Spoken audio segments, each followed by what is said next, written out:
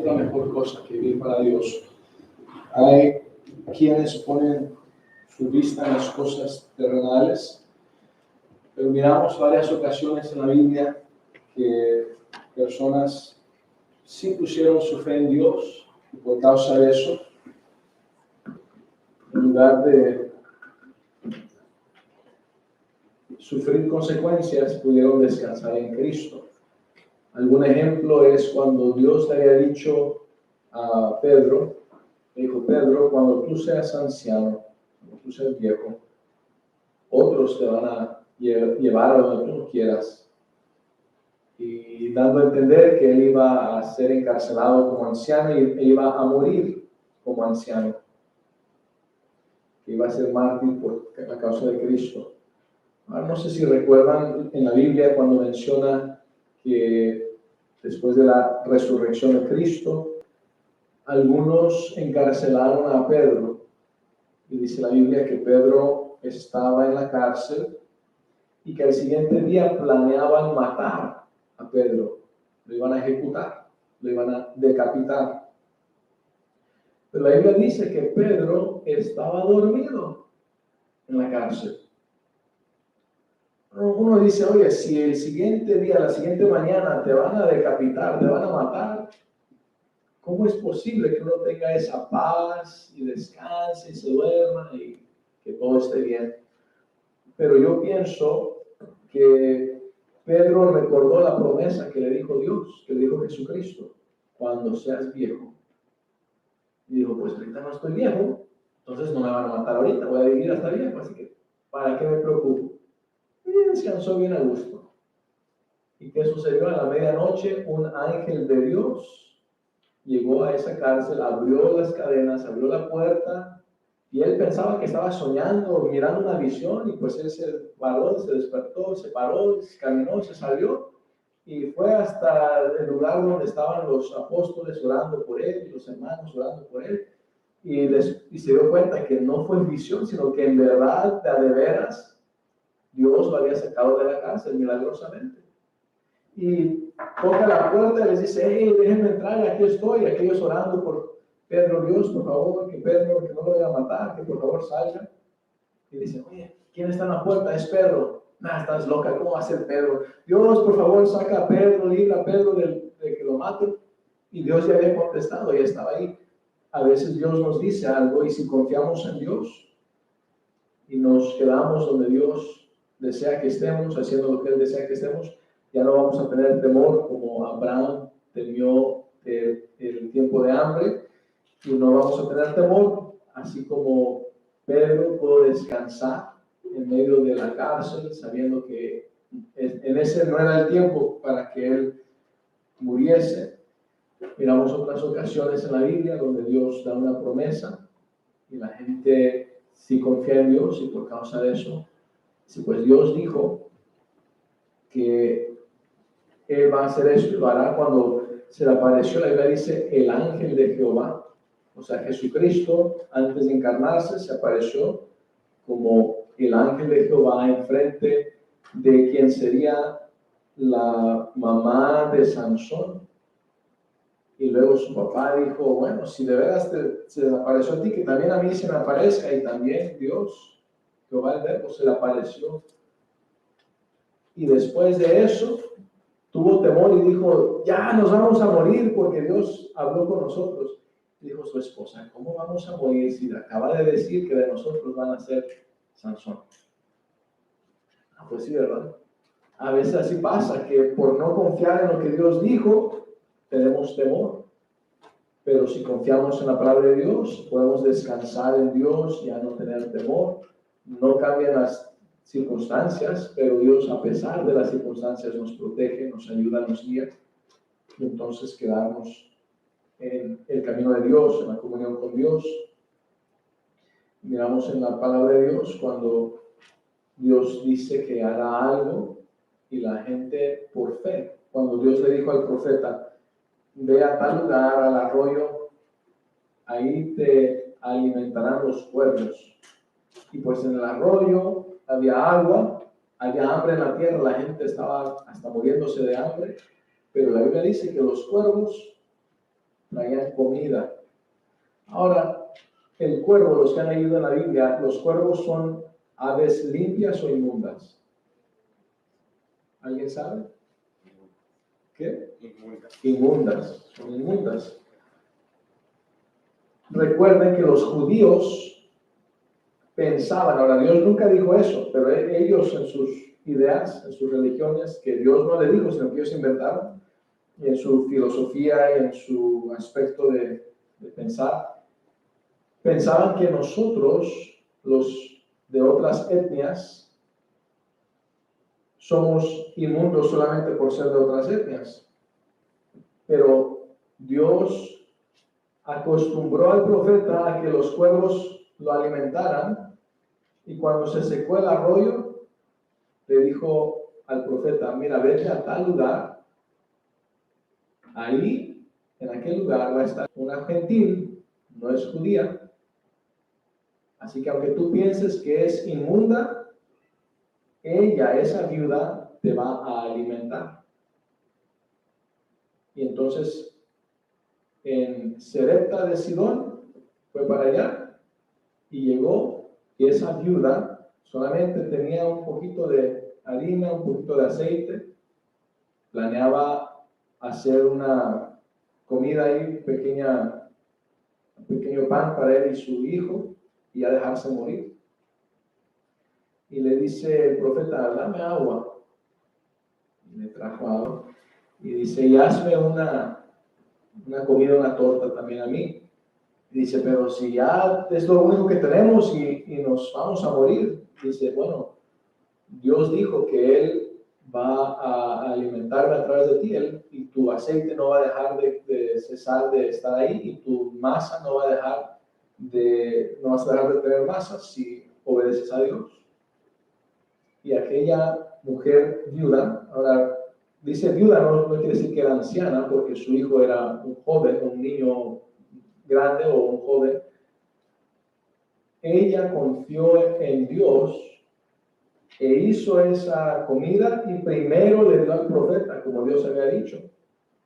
Y Dios a ella, el resto del tiempo de hambre, a ella la alimentó, y a su hijo y al profeta también. Entonces el profeta tuvo que confiar en Dios que fuera a Sarepta de Sidón.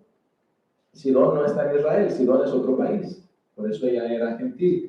Y ella tuvo suficiente fe en confiar en Dios, que si hacía lo que Dios había dicho, Dios iba a hacer lo que Él dijo. Ahora, si tú eres hijo de Dios, si tú ya has dejado que Cristo te redima, es un tiempo de confiar en Dios y obedecer a Dios. No solamente confiar en Él para salvación, ya confiaste en Él para salvación, pero ahora confiar en Él en tu vida cotidiana, en tu vida diaria, en tu trabajo, en tu hogar, con tus hijos, con tu cónyuge, con tu esposa, con las personas en la sociedad, y confiar en Él lo suficiente para obedecerle en cada área de tu vida. ¿Estás siendo el padre a tus hijos que Dios desea que tú seas? Siendo un ejemplo a seguir, diciéndole a tus hijos, sigan a Dios como yo sigo a Dios. ¿Estás tú siendo un esposo como debes de ser, un esposo piadoso que ames a tu esposa como Dios, como Cristo ama a su iglesia y se entregó a sí mismo por ella? ¿Estás tú amando a tu esposa en verdad con ese amor divino, buscando lo mejor para ella, buscando ser el ejemplo que Cristo es a la iglesia, con ese amor verdadero? ¿Estás tú guiándola en los caminos de Dios? ¿Estás tú siendo y usando la autoridad que Dios te dio para protegerla, para guiarla, para proveer para ella? ¿En tu trabajo estás siendo diligente? ¿O en tu empleo, tu carrera, en tu negocio estás siendo diligente? ¿Estás poniendo a Dios en primer lugar en tu vida? A Dios primero, luego a tu esposa, a tus hijos, a los hermanos en la iglesia, hermanos y hermanas en la iglesia, y a tus familiares y a las demás personas. ¿Estás tú poniendo a Dios en primer lugar en tu vida? Y en la iglesia, aquellos hijos de Dios, ¿estás tú obedeciendo a Dios? Los que no han sido bautizados, ese es el primer paso de obediencia. Después de ser salvo, después de ser hijo de Dios, ser bautizado en una iglesia bautista, en el nombre del Padre, Hijo y Espíritu Santo, en agua profunda, por una persona que la iglesia autorizó, la iglesia bautista autorizó para bautizar. Y después de eso estás tú estás decidiendo o pidiendo ser miembro de la iglesia, ser considerado como miembro para membresía. Y después de eso estás tú hablando a los hijos de Dios, estás tú siendo fiel a Dios en lo que concierne los diezmos. Ahora, diezmos y ofrendas y a misiones, nosotros lo que les decimos de lo que damos a misiones, ni un centavo es para nosotros, para nuestra familia, ni un centavo, todo lo enviamos a los misioneros. Aún nosotros damos a misiones, y no solamente aquí en la iglesia, a veces vamos a otras iglesias y en conferencias misioneras o en diferentes predicaciones o reuniones, también damos a otros misioneros, aparte de lo que damos a misiones aquí. ¿Por qué? Porque Dios dice que Él nos ha dicho que el diezmo es de Dios y que lo demos a su iglesia. Pagamos lo que es el cobro que nos cobran para usar el edificio, y con eso se pagan los gastos de luz y todo eso.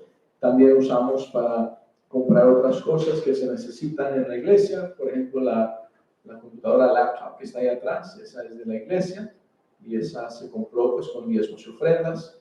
Esta laptop de aquí, esa es mía personalmente y todavía la sigo usando para la iglesia porque eventualmente la iglesia va a comprar otra para que se use también para la iglesia. Y diferentes gastos, así algunas cosas nos las han regalado otras iglesias, otras personas que han dado ofrendas, pero todo eso se usa también. Folletos, mencioné hace unas semanas de los folletos triples y eso que ya están, ya pasamos casi 5,000 de ellos, ya se están acabando, pero no solamente los folletos, también este es un libro de Juan y Romanos, y todo esto lo regalamos. Está en inglés, lo regalamos, también tenemos otros en español. Todo eso se compra con los diezmos y ofrendas de los hermanos y de nosotros. Y entonces, estás tú siendo fiel en tu tiempo.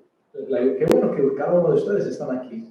La Biblia dice que el primer día de la semana es el día que Cristo resucitó entre los muertos y recordamos su resurrección cada domingo. Cada primer día de la semana, y estamos aquí. El primer día de la semana es de Dios. Lo dedicas tú a Dios, y gracias a Dios que este día sí lo dedicaron a Dios. Aquí están.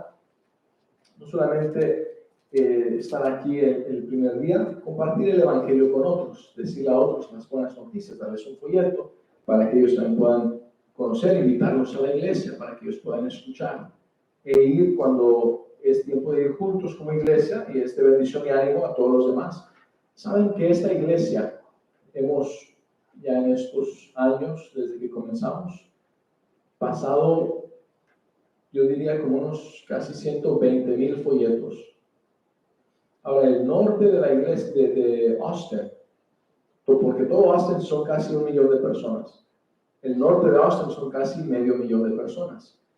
Y la mayoría de lo que hemos repartido ha sido en el norte de Austin. Quiere decir que al repartir a más de 100,000 personas un folleto, de cada 5 personas que ustedes miren aquí en el norte de Austin, de cada 5, a una de ellas ya les hemos dado un folleto en su casa. Piensen en eso. Esta ciudad es la ciudad, la número 10 más grande del país. Y en el norte de Austin, a cada 5 personas, una de ellas ya les hemos dado un folleto. Personalmente, hemos tocado su puerta, la hemos dejado en su casa. Y diremos, pero si de 120,000 personas, algunos piensan que si damos un folleto ya por eso van a venir, o damos 10 folletos, va a venir una persona. Si así fuera, ya hubieran venido 12,000 personas, porque ya habíamos pasado 120,000 folletos. Y no hay aquí 12,000 personas. ¿Por qué? porque yo creo que es menos de 1% que nos visitan, y de eso todavía menos que quieren vivir para Dios. Qué bueno que tú sí eres uno de ellos, que quieres vivir para Dios, que quieres servir a Dios, amar a Dios. Sabes que todo lo demás eventualmente se acabará. Este mundo será consumido en fuego algún día, pero lo que hagamos para Cristo, en obediencia a Cristo, en amor a Cristo, compartiendo el Evangelio con otros, diciéndoles las mejores noticias que existen, y que de esa manera ellos puedan tener una vida gozosa, una vida con la paz divina, la paz de Dios, y vivir una vida bendecida literalmente, espiritualmente, y Dios provee. Nunca un justo no va a ser mendigo, ni su descendencia mendigando pan. Entonces, sigan adelante, hermanos, fieles en Cristo, a Cristo, y no se alejen, como dijo el hermano, quédense en la cobertura de Dios, en la protección de Dios.